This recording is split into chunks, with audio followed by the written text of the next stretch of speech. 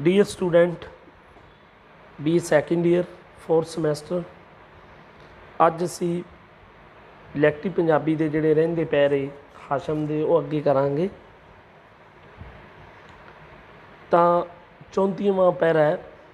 ਬਹੁਤ ਲਾਚਾਰ ਹੋਇਆ ਸ਼ਹਿਜ਼ਾਦਾ, ਖਿੱਚੀ ਪਕੜ ਕਟਾਰੀ, ਜਿਸ ਦੀ ਚਮਕ ਲੱਗੀ ਜਿੰਦ ਜਾਏ, ਸੋ ਜਮ ਰੂਪ ਦੁਧਾਰੀ। ਛੋੜ ਮੁਹਾਰ ਦਿੱਤੀ ਤਦ ਭਾਈਆਂ, ਡਰਦਿਆਂ ਜਾਨ ਪਿਆਰੀ। ਹਾਸ਼ਮ ਕੌਣ ਫੜੇ ਜਿੰਦ ਬਾਜਾਂ, ਜਿਨ੍ਹਾਂ ਜਾਨ ਇਸ਼ਕ ਵਿੱਚ ਹਾਰੀ। ਤਾਂ ਪ੍ਰਸੰਗ ਵਿੱਚ ਆਪਾਂ ਲਿਖਾਂਗੇ, ਇਹ ਕਾਵ ਟੋਟਾ ਹਾਸ਼ਮ ਦੇ ਕਿੱਸੇ ਸੱਸੀ ਪੁੰਨੂ ਵਿੱਚੋਂ ਲਿਆ ਗਿਆ ਹੈ। ਇੱਕ ਅੰਸ਼ ਹੈ ਜੋ ਕਿ ਮੱਧਕਾਲੀ ਕਾਵਿ-ਸੰਗੀਆਂ ਕਾਵਿ-ਸੰਗ੍ਰਹਿ ਵਿੱਚ ਦਰਜ ਹੈ। ਇਸ ਕਿੱਸੇ ਵਿੱਚ ਕਵੀ ਨੇ ਸੱਸੀ ਪੁੰਨੂ ਦੀ ਪ੍ਰੀਤ ਕਹਾਣੀ ਨੂੰ ਬਿਆਨ ਕੀਤਾ ਹੈ।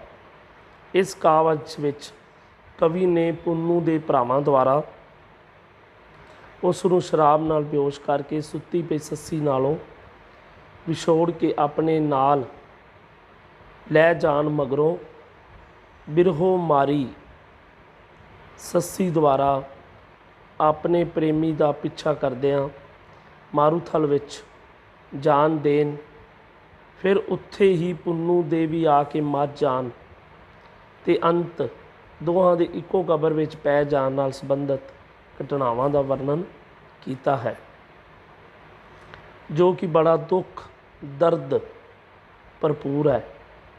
ਇਨ੍ਹਾਂ ਸਤਰਾਂ ਵਿੱਚ ਉਸ ਘਟਨਾ ਦਾ ਵਰਣਨ ਹੈ ਜਦੋਂ ਪੁੰਨੂ ਆਪਣਾ ਰਸਤਾ ਰੋਕ ਕੇ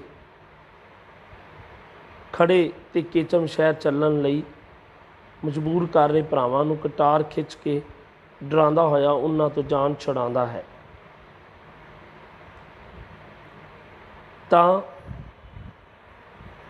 ਵਿਆਖਿਆ ਵਿੱਚ ਆਪਾਂ ਲਿਖਾਂਗੇ, ਭਰਾਵਾਂ ਦੀ ਜਿੱਦ ਦੇਖ ਕੇ ਸ਼ਹਿਜ਼ਾਦਾ ਪੁੰਨੂ ਬਹੁਤ ਹੀ ਲਾਚਾਰ ਹੋ ਗਿਆ ਤੇ ਉਸ ਨੇ ਗੁੱਸੇ ਵਿੱਚ ਕਟਾਰ ਖਿੱਚ ਲਈ। ਉਸ ਜਮਦੂਤ ਰੂਪ ਡਰਾਉਣੀ ਦੁਧਾਰੀ ਕਟਾਰ ਚਮਕਦੀ ਦੇਖ ਕੇ ਹੀ ਜਾਨ ਨਿਕਲ ਜਾਂਦੀ ਸੀ। ਆਪਣੀ ਪਿਆਰੀ ਜਾਨ ਦੇ ਜਾਣ ਤੋਂ ਡਰਦਿਆਂ ਭਰਾਵਾਂ ਨੇ ਊਠ ਦੀ ਮੁਹਾਰ ਛੱਡ ਦਿੱਤੀ। ਹਾਸ਼ਮ ਕਹਿੰਦਾ ਕਿ ਜਿਨ੍ਹਾਂ ਆਸ਼ਕਾਂ ਨੇ ਇਸ਼ਕ ਲਈ ਜਾਨ ਲਾ ਦਿੱਤੀ ਹੋਵੇ, ਉਹਨਾਂ ਜਿੰਦਬਾਜ਼ਾਂ ਨੂੰ ਕੋਈ ਨਹੀਂ ਮੋੜ ਸਕਦਾ। ਅਗਲਾ ਪੈਰਾ ਹੈ 35ਵਾਂ। ਸੁੱਟੀ ਹੋਤ ਮੁਹਾਰ ਸੱਸੀ ਵੱਲ, ਛੱਡ ਪਾਈ ਦੁਖਦਾਈ।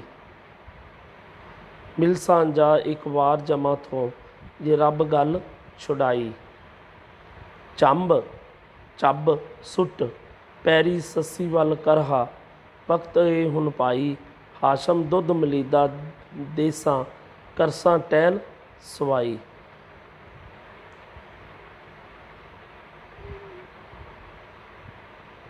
ਤਾਂ ਮਲੀਦਾ ਕੀ ਹੈ? ਚੂਰੀ ਹੈ। ਤਾਂ ਪ੍ਰਸੰਗ ਉਸੇ ਤਰ੍ਹਾਂ ਹੀ ਆਪਾਂ ਲਿਖਾਂਗੇ। ਤਾਂ ਇਹਨਾਂ ਸਤਰਾਂ ਵਿੱਚ ਉਸ ਘਟਨਾ ਦਾ ਵਰਣਨ ਹੈ ਜਦੋਂ ਭਰਾਵਾਂ ਨੇ ਜਾਨ ਛੁਡਾ ਕੇ ਸੱਸੀ ਵੱਲ ਮੁੜਿਆ।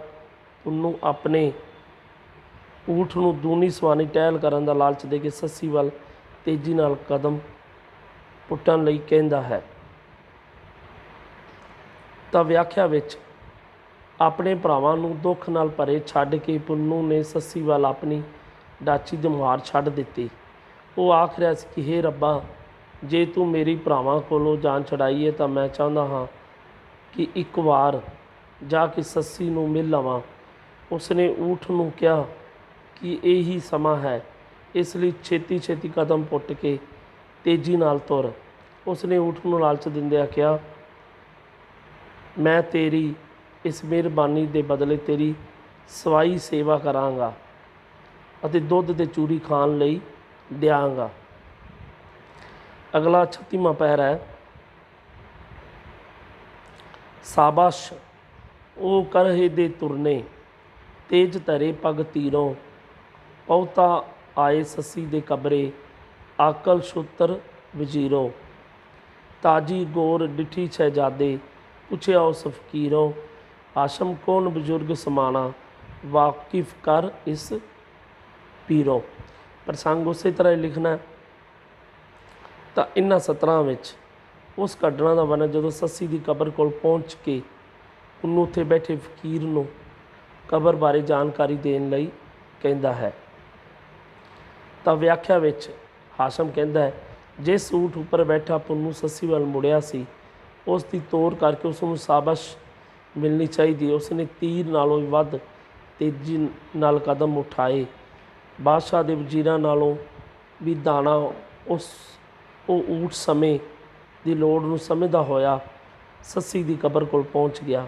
ਸ਼ਹਿਜ਼ਾਦੇ ਪੁੰਨੂੰ ਨੇ ਤਾਜ਼ੀ ਕਬਰ ਦੇ ਕੇ ਉੱਥੇ ਬੈਠੇ ਫਕੀਰ ਤੋਂ ਪੁੱਛਿਆ ਕਿ ਇੱਥੇ ਕਿਹੜਾ ਬਜ਼ੁਰਗ ਦਫਨਾਇਆ ਗਿਆ ਹੈ।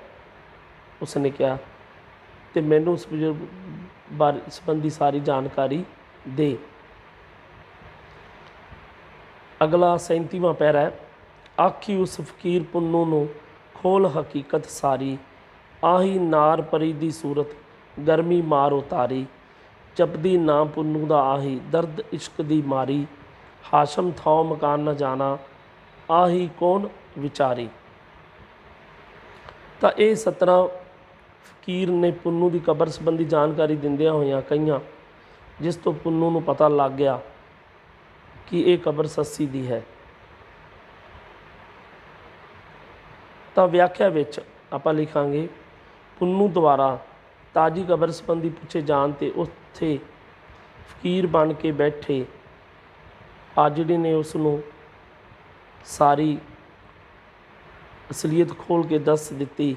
ਉਸ ਨੇ ਕਿਹਾ ਕਿ ਇੱਕ ਪਰੀ ਵਰਗੀ ਸੂਰਤ ਦੀ ਇਸਤਰੀ ਸੀ ਜਿਸ ਨੂੰ ਗਰਮੀ ਨੇ ਮਾਰ ਕੇ ਇੱਥੇ ਸੁੱਟ ਦਿੱਤਾ ਹੈ। ਉਹ ਪੁੰਨੂੰ ਦਾ ਨਾਮ ਜਪ ਰਹੀ ਸੀ ਅਤੇ ਇਸ਼ਕ ਦੇ ਦਰਦ ਦੀ ਮਾਰੀ ਹੋਈ ਸੀ। ਮੈਂ ਉਸ ਦੇ ਥਾਂ ਟਿਕਾਣੇ ਬਾਰੇ ਨਹੀਂ ਜਾਣਦਾ ਤੇ ਨਾ ਹੀ ਇਹ ਜਾਣਦਾ ਕਿ ਉਹ ਵਿਚਾਰੀ ਕੌਣ ਸੀ। ਅੱਗੇ 38ਵਾਂ ਪੈਰਾ ਹੈ, ਲਾਸਟ ਪੈਰਾ ਹੈ ਹਾਸ਼ਮ ਦੇ ਜਿਹੜੇ ਕਿੱਸਾ ਸੱਸੀ ਪੁੰਨੂੰ ਦਾ। ਸੁਣ ਕੇ ਹੋਤ ਜਿਮੀਪੁਰ ਡਿੱਗਿਆ, ਖਾਏ ਕਲੇਜੇ ਕਾਨੀ, ਖੁੱਲ੍ਹ ਗਈ ਗੌਰ ਪਿਆ ਵਿੱਚ ਕਬਰੇ, ਫਿਰ ਮਿਲੇ ਦਿਲ ਜਾਨੀ। ਖਾਤਰ ਇਸ਼ਕ ਗਾਏ ਰਲ ਮਾਟੀ, ਸੂਰਤ ਹੁਸਨ ਜਵਾਨੀ, ਹਾਸ਼ਮ ਇਸ਼ਕ ਬਲੋਚ ਸੱਸੀ ਦਾ ਜੁਗ ਜੁਗ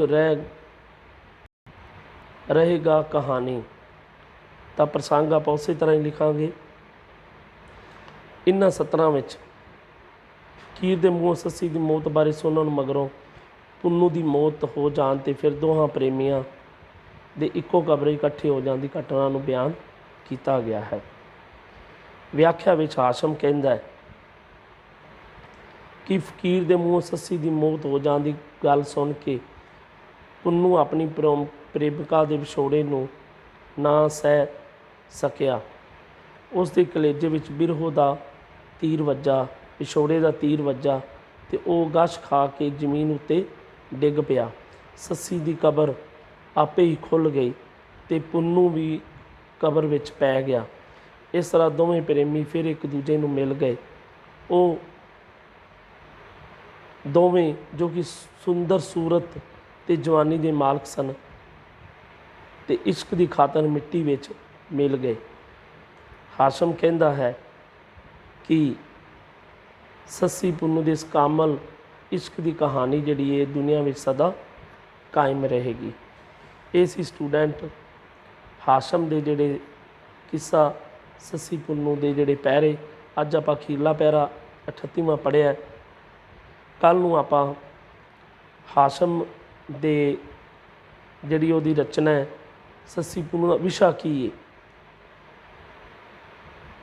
ਉਸ ਰਚਨਾ ਦਾ ਸਾਰ ਆਪਾਂ ਜਿਹੜਾ ਹੈ ਉਹ ਸਾਰਾ ਕਰਾਂਗੇ ਕੱਲ੍ਹ ਨੂੰ। ਅੱਜ ਦਾ ਸਿਰਫ ਇੰਨਾ ਹੀ। ਧੰਨਵਾਦ।